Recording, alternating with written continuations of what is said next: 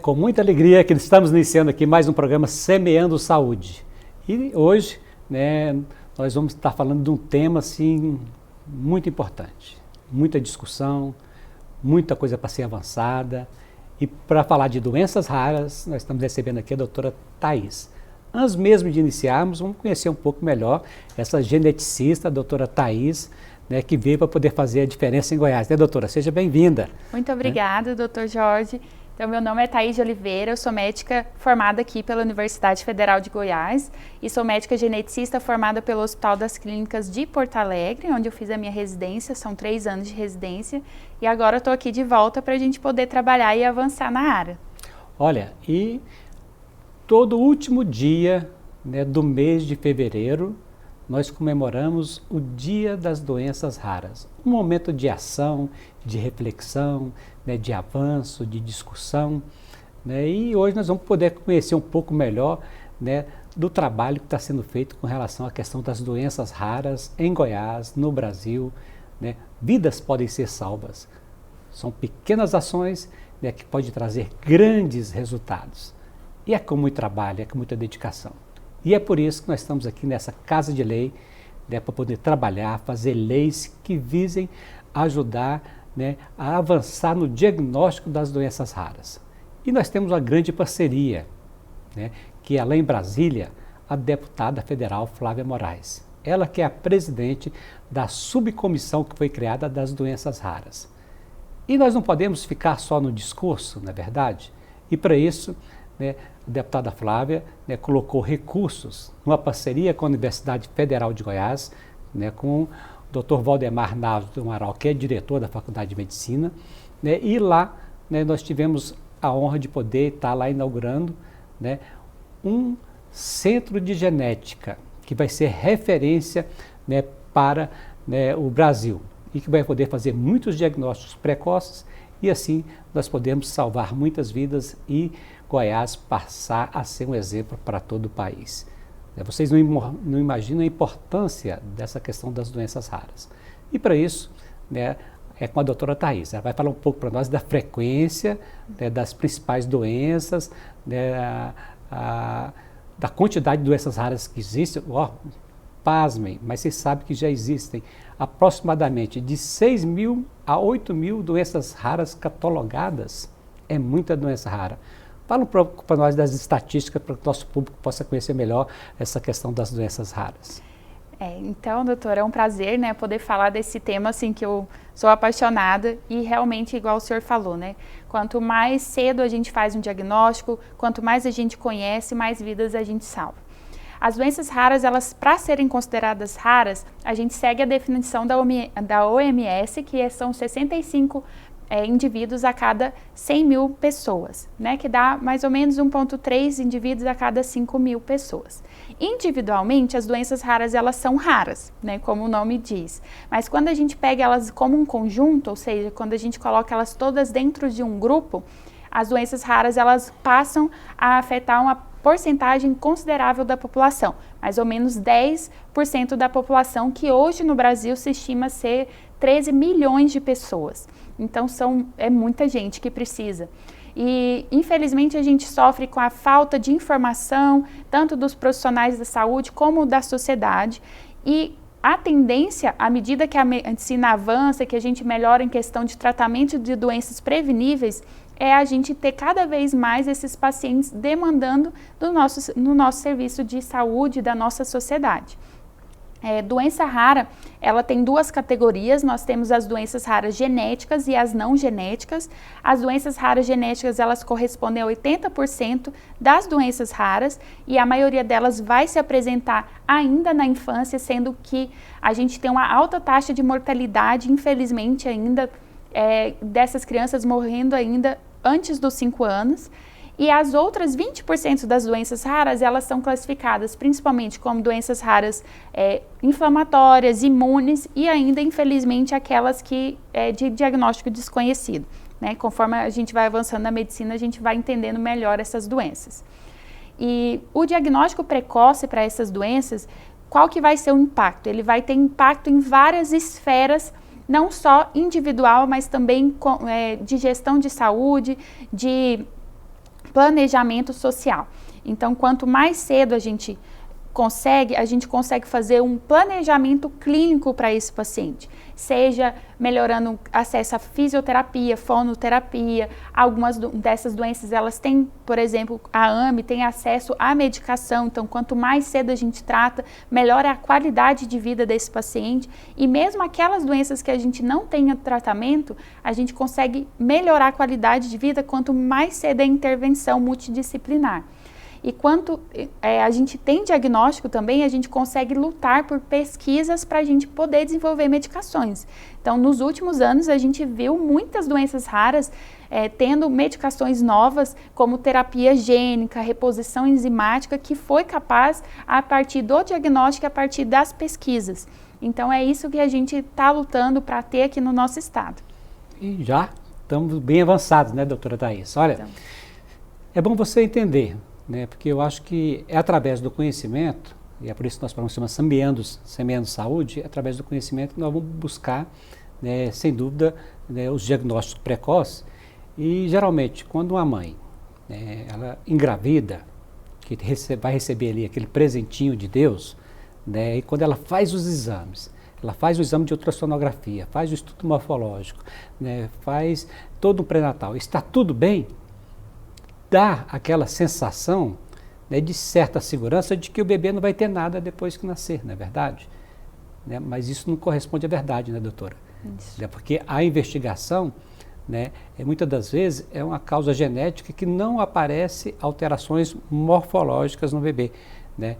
Ou seja, daí a importância, né, da gente poder fazer o teste do pezinho, né?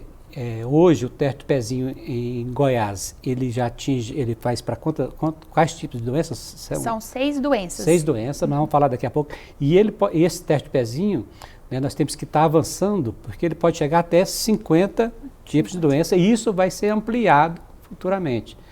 Né? Então daí a importância, mamãe, você que está grávida, né, de poder fazer o teste do pezinho.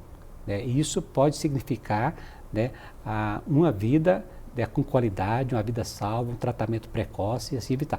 Doutora, né, faz um esboço aí com relação a essa questão, né, da importância do teste de pezinho e da importância, né, de nós estarmos ampliando esse teste também em Goiás, que é feito hoje, né, por laboratórios até particulares também, mas especificamente mais por um grande trabalho da PAI, que é um centro de referência que fica em Anápolis hoje. Nós tivemos visitando junto com a deputada Flávia na semana passada. E também, né, estivemos, né, visitando também em São Paulo, né, todos os institutos discutindo essa questão das doenças raras, porque nós entendemos que é um grande avanço. Com você, doutora Thaís. Então, assim, o teste do pezinho, ele é extremamente importante, porque como que a gente escolhe as doenças que vão para o teste do pezinho? São doenças que elas são relevantes para a sociedade, ou seja, elas não são as ultras raras que a gente fala, ou seja, ela tem uma porcentagem expressiva, e são doenças que elas têm tratamento aprovado. E são doenças que, uma vez iniciando o tratamento, a gente muda a vida dessas crianças. Hoje, né, no estado de Goiás, nós triamos para 6 doenças. Fenilcetonúria, a hiperplasia adrenal congênita, anemias falciformes, né, as hemoglobinopatias, deficiência de biotinidase, deixa eu lembrar as outras, tem mais 2. E tem mais 2 que eu vou lembrar, né, logo, a fibrose cística. Fibrose cística, mas na realidade, gente, são mais de 50, né? Isso. Daqui a uns dias nós vamos apertar a doutora aqui, que ela vai ter que... São mais 50 nomes, né? Mas assim, doutora, eu acho que cada a gente vai poder até depois falar um pouquinho sobre a importância de cada um do diagnóstico, né? Mas o que tem que ser bem colocado aqui, e a minha maior defesa, inclusive aqui nessa Casa de Leis, nós estamos com um projeto, né, para ampliar, né, porque, né, dessas outras que nós estamos falando, inclusive da AME, né, que o diagnóstico precoce é fundamental para o tratamento, né? Então, é muita informação, gente, vocês não imaginam, mas vamos voltar atrás lá, porque senão vamos adiantando demais, mas nós fizemos aqui nessa casa um projeto de lei que já está em andamento, né, para poder ampliar em Goiás, né, a quantidade, né, de doenças que podem ser alcançadas aí com o teste do pezinho, né? E hoje, né, pela visita que nós fizemos lá na PAI de Anápolis, né, já existem condições de poder serem realizados esses exames. Então, que hoje nós temos que correr atrás, fazer um grande trabalho, né? Nós estamos programando aí, né, para breve, audiência pública aqui na Assembleia Legislativa do Estado de Goiás. Vamos envolver a Secretaria do Governo do Estado de Goiás, vamos envolver o Ministério Público, os laboratórios, as entidades que militam nessa área das doenças genéticas, a Universidade Federal de Goiás, porque nós, né, vamos ampliar esse teste, né, porque a nossa missão é cuidar das pessoas, é salvar vidas, é trabalhar aqui com seriedade, é semear a semente, né, da saúde aqui cada vez mais para que nós possamos ter saúde de qualidade, né? Doutora, fale mais um pouquinho para sensibilizar essas mães com relação a essas doenças do teste de pezinho e a importância, né, do tratamento. Se você quiser até falar um pouquinho de algumas delas, né, explicando a importância desse tratamento, porque muitas das vezes é importante, né, que esse diagnóstico, né, você sabia, mãe, que tem diagnóstico de doenças raras que o diagnóstico, em média, dura só para fazer o diagnóstico, pela falta de médicos especialistas na área, pela falta de conhecimento, porque elas já são raras para poder se fazer o diagnóstico. Você sabia que um diagnóstico ele pode durar só para fazer o diagnóstico? Imagina as sequelas que essas crianças vão ter. Pode demorar de 5 até 30 anos para poder simplesmente você descobrir o que a pessoa tem para poder fazer o diagnóstico, né, doutora? Isso. E isso tem um impacto psicológico, social para essas famílias muito grande. Imagina ficar 30 anos sem saber o que está acontecendo com seu filho ou até mesmo com você, né? Então, falando um pouquinho das doenças da triagem neonatal, a importância, eu gosto de pegar como exemplo a fenilcetonúria, que foi a primeira doença a ser triada no país, né? Então, assim, foi o nosso carro-chefe. E hoje a gente tem um tratamento muito bem estabelecido, a gente tem forma especial para fenilcetonúria. E fenilcetonúria, antes do teste do pezinho, ela era considerada a principal causa de deficiência intelectual. Doutora, deixa eu só interromper. Vamos falar a linguagem do povão. Explica para nós assim, o que é fenilcetonúria, que está... A cabecinha do meu povo ali está confundida. Vamos traduzir isso aí agora. Então, fenilcetonúria é uma doença genética que a criança ela não consegue digerir uma proteína, um aminoácido, né, que faz parte aí das proteínas. O que é proteína? Ovo, carne, queijo. Então, um tipo de substância que tem ali nessas proteínas que chama fenilalanina. E aí, quando a criança ela nasce com essa deficiência, né, de enzima, que não consegue digerir isso bem, essa fenilalanina, ela vira uma coisa tóxica. Então, é como se a criança ela está comendo alguma coisa, ela não consegue metabolizar ali no estômago dela, no intestino, e aí isso começa a aumentar, e quando aumenta muito, isso vai para o cérebro, e isso pode causar, então, alterações no sistema nervoso central, né, aqui no lugar onde a gente pensa, que a gente raciocina. E antes do tratamento, a fenilcetonúria, que é essa alteração, né, como a criança ela continuava comendo normal, ninguém sabia, isso ia para o cérebro da criança e a criança tinha, então, deficiência intelectual. Então, a criança não conseguia aprender, ela tinha alteração do comportamento, ela tinha um comportamento parecido com o autismo, né, eram crianças agressivas. E hoje, com o teste do pezinho, uma vez que a gente identifica, né, por que o teste do pezinho é feito ali com 5 dias? Que a criança mama leite, também é proteína, ela vai ser exposta a essa fenilalanina, a criança que não consegue metabolizar, ela vai então aumentar, a gente consegue detectar pelo sangue e o tratamento é muito simples, a gente vai restringir a proteína. A criança vai ficar totalmente sem proteína? Não, ela vai conseguir comer outros tipos de proteína que não tenha fenilalanina. E com isso, essa criança ela vai ter um desenvolvimento extremamente normal. Né? A gente tem muito paciente com fenilcetonúria que está na faculdade, fazendo inclusive faculdade de medicina. Então, assim, olha como a gente mudou a história de vida dessas pessoas. E assim é com todas as outras doenças do teste do pezinho. É importante, né, que você perceba que essas crianças, elas não apresentam nenhuma alteração morfológica, ou seja, ela não tem nenhum sinal, ela não tem nenhum sintoma inicialmente, ela é uma criança normal, ela só tem um déficit, né, de poder metabolizar essa proteína. E daí é importante, e no passado, muitas das vezes, elas eram consideradas como crianças que eram do QI baixo, né? Que eram entre parentes, que eram burras, né? Mas na realidade o que faltava era um diagnóstico. É preciso para que isso fosse realizado, né, doutora? Exatamente. Com você a palavra, doutora. Mais alguma doença que você queria comentar mais aqui sobre além. Eu acho que que é muito comum, né, assim, que abrange seria as anemias, né? Você poderia falar um pouco das anemias? Sim, as anemias, elas são extremamente importantes, né? E uma delas, que é a mais prevalente, é a anemia falciforme. Por que ela chama esse nome? Ela é um tipo de anemia que ela é diferente porque as hemácias, que são as nossas células vermelhas do sangue, elas têm esse formato diferente.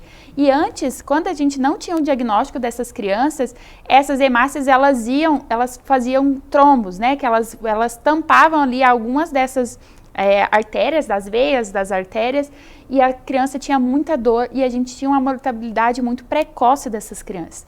Hoje, quando a gente consegue, desde bebê, ter o diagnóstico, a gente consegue fazer todo um cuidado para a criança não sentir tanta dor, entrar com tratamento, a gente não fazer tanta transfusão, porque também é ruim a gente fazer muita transfusão nessas crianças.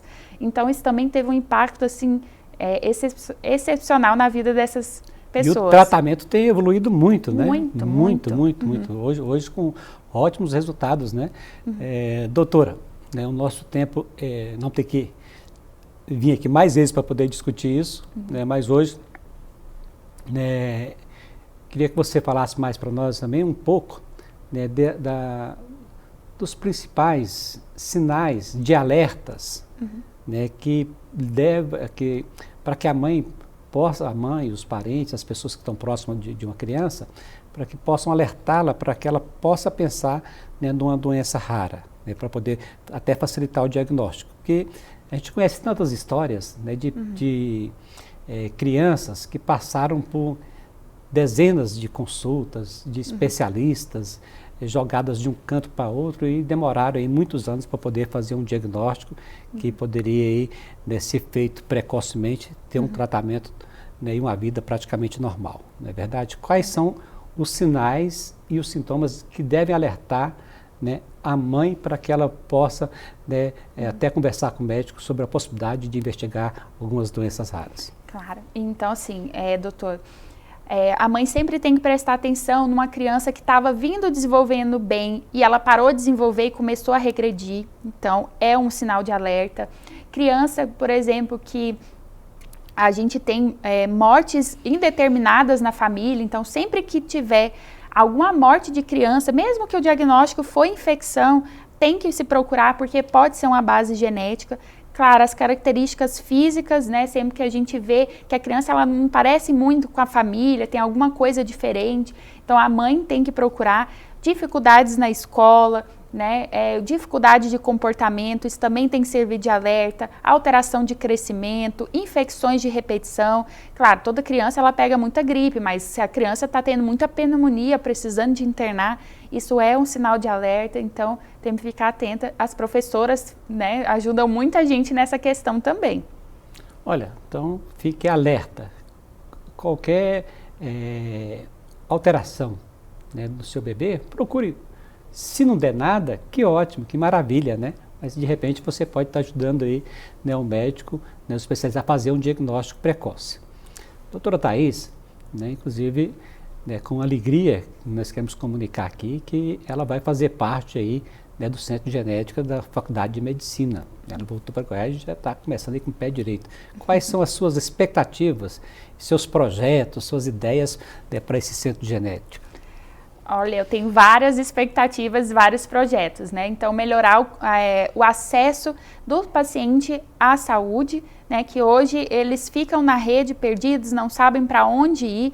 Então, a gente poder criar uma casa para onde esses pacientes possam ser diagnosticados, tratados e acolhidos, e não só o paciente, mas como a família também. Melhorar o diagnóstico, ter um diagnóstico precoce, um tratamento personalizado para esses pacientes. Então, assim, grandes projetos. Que bom. Né? Olha, esse tema é muito amplo, né? O que nós gostaríamos aqui é de poder, né, estar comemorando cada vez mais avanços, né? Mas as dificuldades ainda são muito maiores. Mas é com alegria, né, que nós damos a Goiás essa notícia que está sendo implementado, né, graças ao apoio da deputada Flávia Moraes, né, ao professor, nosso diretor da faculdade de medicina, Dr. Valdemar, o Zé Garcia, o Dr. Rui Gilberto Ferreira, né, enfim, a todo o corpo técnico, né, essa possibilidade de avanço, né, de poder fazer vários diagnósticos, né, de poder, assim, de Goiás, de repente, né, ser equipamentos ultramodernos, aquilo que há de melhor em termos, né, de medicina, e isso, né, eu falo que é, sem dúvida, a parceria entre, né, a faculdade, né, onde se formam os alunos, já criando essa sensibilidade, né, e as casas legislativas, né, para que nós possamos, tudo isso em conjunto, cada um, né, de mãos dadas, né, contribuindo e fazendo a sua parte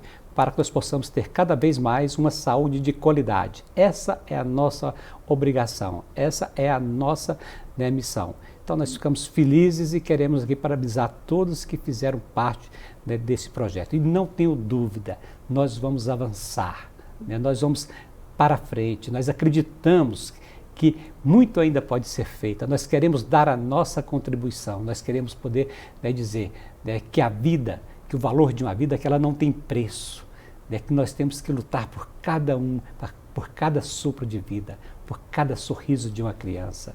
E é pensando nisso, e é com essa certeza no coração, né, de que nós sabemos que nós estamos no caminho certo, né, doutora? Isso mesmo.